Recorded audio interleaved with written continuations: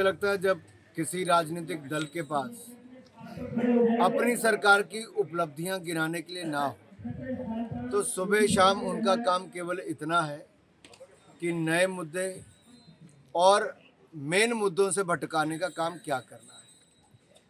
चीर हरण का काम शुरू हो गया, चरित्र पर सवाल खड़े करने शुरू कर दिए, महिला होने का और महिलाओं के प्रति कांग्रेस की सोच ये राहुल गांधी जी से शुरू हुई और एक के बाद उनके बाकी नेताओं ने महिलाओं के ऊपर कीचड़ उछालना शुरू कर दिया। ये कांग्रेस की सोच दिखती है कि महिला विरोधी है। आरक्षण तो उन्होंने कभी दिया नहीं, जो 33% देना था वो मोदी सरकार ने दिया। रसोई गैस का सिलेंडर हो, शौचालय हो, पक्का मकान हो या फिर दवाई हो या पानी की सुविधा हो, ये भी कांग्रेस ने नहीं दिया। मैं तुलना करके बताना चाहता हूँ, मात्र 3 करोड़ घरों में पानी पहुँचता था, हमने 13 करोड़ घरों तक पहुँचाया। हर घर को बिजली दी, 10 करोड़ घरों को बहनों को रसोई गैस का सिलेंडर दिया और मुफ्त में इलाज 5 लाख का दिया। 4 करोड़ पक्के मकान बनाए, बहनों के नाम पे करवाए, 12 करोड़ शौचालय बनवाए, अनाज हर महीने मुफ्त में दिया। अब कांग्रेस ने महिलाओं के लिए ना कभी कुछ किया, तो अब अगर कोई महिला आती है तो एक के बाद दूसरे का। आप देखिए, देश की राष्ट्रपति बनी द्रौपदी मुर्मू जी, उनके बारे में क्या क्या टिप्पणियां कांग्रेस के नेताओं ने नहीं की। और आज हेमा जी हो, कंगना हो या बाकी हो, इनके बारे में भी जिस तरह से एक के बाद दूसरा टिप्पणी की। और राहुल गांधी ने तो यहाँ कह दिया हम शक्ति के खिलाफ लड़ेंगे, यानी कि महिला विरोधी सोच इससे बड़ी क्या होगी कि बेटी बहनों महिलाओं के खिलाफ भी लड़ने के लिए तैयार है। कांग्रेस का कहना है कि भाजपा का 400 पार का सपना सपना ही रह जाए। देखिए, ये लोग 2014 में भी कहते थे कि मोदी चाय बेचने वाला है, देश कहाँ चलाएगा, कौन कैसे चुन के आएगा। जनता इतनी समझदार है साहब, उन्होंने देश बेचने वाली भ्रष्ट कांग्रेस को नकार दिया, ईमानदार चाय बेचने वाले को प्रधानमंत्री बना दिया। 2019 में कहते थे कि अब मोदी कैसे आएगा। मोदी जी पहले से ज़्यादा सीटें जीत के 303 सीटें जीत कर आए। आज तो दुनिया के सर्वाधिक लोकप्रिय नेता है, देश को समृद्ध, संपन्न और सुरक्षित बनाया है, सीमाएं सुरक्षित की, सेना को मजबूत किया और भारत की अर्थव्यवस्था को 10वें नंबर से 5वें नंबर की बनाया। गरीब कल्याण किया, 25 करोड़ गरीबों को गरीबी रेखा से बाहर निकाल कर लाए। आज तो इतना आशीर्वाद जनता का है कि 400 पार तो होगा ही। 303 सीटें हमने पिछली बार जीती थी, 72 सीटों पर हम दूसरे नंबर पे थे। अगर हम वो भी जीते तो 375 तो यही होती हैं। सर, कांग्रेस ने मैनिफेस्टो जारी किया, क्या कहना चाहिए? कांग्रेस का मैनिफेस्टो लगता है देश के टुकड़े करना चाहते हैं, देश को कई हिस्सों में बांटना चाहते हैं। मानसिकता दिखती है कि देश को पीछे कैसे ले जाना चाहते हैं।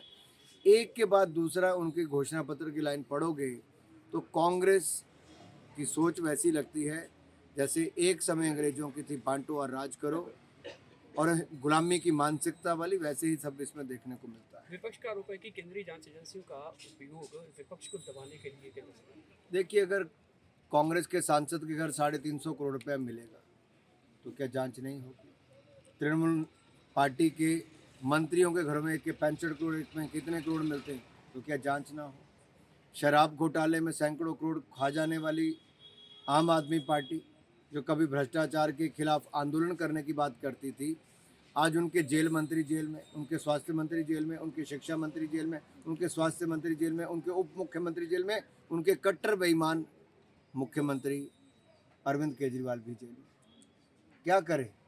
क्या देश भ्रष्टाचार के खिलाफ जांच ना करे?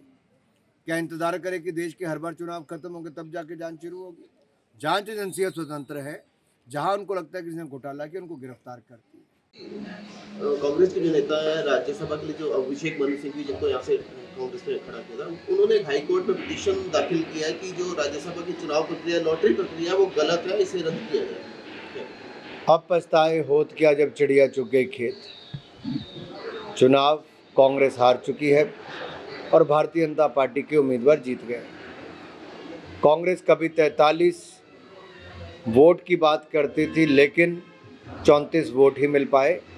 कांग्रेस के ही 9 लोगों ने उनके खिलाफ वोट किया, चाहे 6 कांग्रेस के विधायक थे या 3 इंडिपेंडेंट थे। और कांग्रेस की नीतियों से त्रस्त होकर जनता को छलना वायदे करके पूरे ना करना, उन सबको लेकर।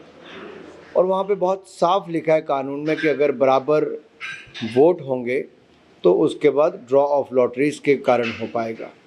और उनके सामने हुआ तब उन्होंने हस्ताक्षर किए।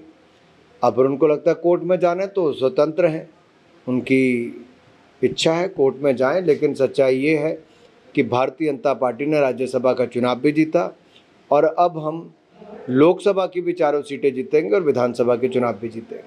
सर एक और की कांग्रेस ने अपने जो घोषणा पत्र में लिखा है कि जो अग्निवीर योजना थी उसे हम रद्द करेंगे, कितना आपसे? कांग्रेस वो पार्टी है जिसके मैनिफेस्टो में आपको एक के बाद दूसरी चीज़ देश को तोड़ने वाली, पीछे ले जाने वाली ऐसी दिखेंगी। कभी वो जातीय आधार पर जनगणना की बात करते हैं, लेकिन जब 60 साल सत्ता में रहे और जो कमीशन की रिपोर्ट्स आई उनको कभी लागू नहीं किया।